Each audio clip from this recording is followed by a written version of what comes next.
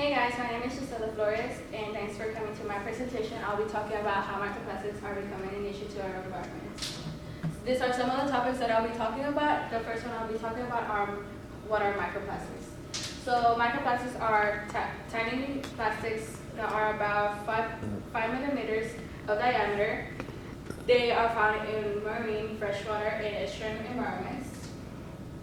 How are microplastics derived? They're derived from fragments distributed into smaller particles through photodegradation caused by ultraviolet rays of the sun, mechanical forces, and weather.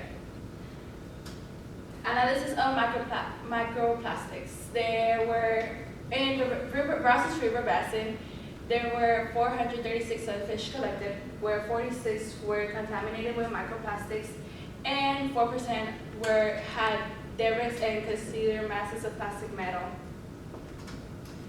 Some microplastic analysis, we've seen that from 1950s there was not a lot of fishes contaminated with microplastics, and by 2010 there were about 5,000 fishes contaminated with microplastics, and they have predicted that by 2050 there will be about the quadruple of what fishes are contaminated by microplastics.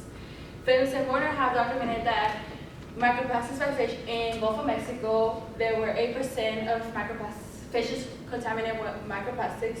Peters and Martin have identified that 45% of fish in Central River Basin in Texas had microplastics, and Javen and others have studied in China that 95.7 have microplastics in fresh water.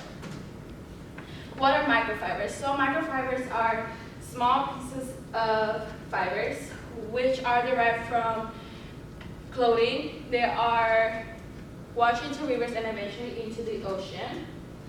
We can see that we have microfiber contamination in sea salt, beer, and tap water. So everything that we drink has about a certain amount of microfibers in them. They have found that 96% of the particles ingested by centuries fish from the Brazos River in Texas were microfibers as well. And some of the calculations have seen that 70 facilities that were tested in 2014, fibers were the most common type of plastic.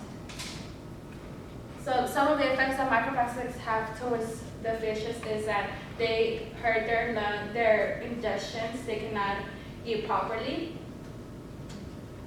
But why should we care about microplastics? It's because it will eventually affect us as humans. Some of the solutions that we're trying to see is that wastewater treatments plants could be a solution. Also, many experts have said that that would be a lot of cost, that would be a lot of money, so they're still looking into it.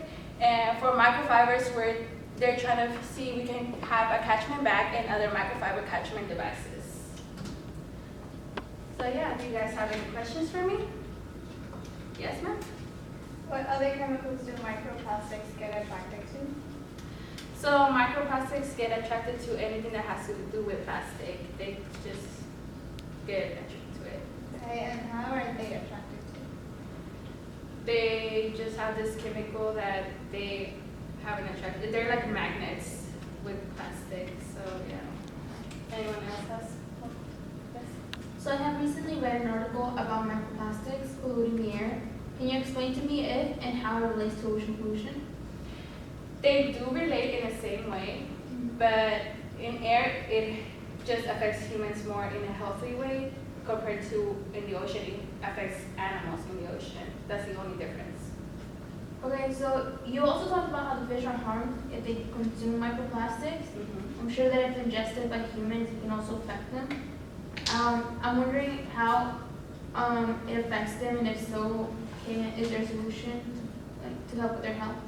There's been research about it, but they don't really have a specific answer. They have hypothesized that whatever the fishes have on it, it is going to affect the human's health way. I have one. So, can the microplastic in the marine sediments lead to the hypoxic condition by affecting poor water exchange? Yes, it will affect them in the way that they cannot transmit the gas that they have in them, exchange of gas.